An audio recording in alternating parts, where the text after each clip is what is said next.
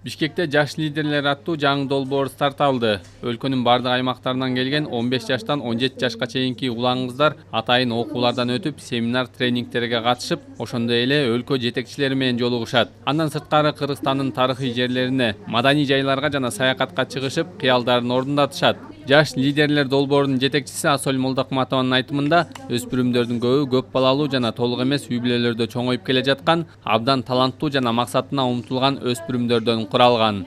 Мы собрали в круг 29 детей. Биз өлкөнүн булуң бурчунан 29 баланы чогулттук. Балдардын көбү жергиликтүү өз алдынча башкаруу бийликтери тарабынан тандап алынган. Мындан 1 жыл мурун эле бул долбоор тууралуу айтылып, ага көп балалуу үй бүлөлөрдөн таланттуу жаш лидерлер тандала баштаган.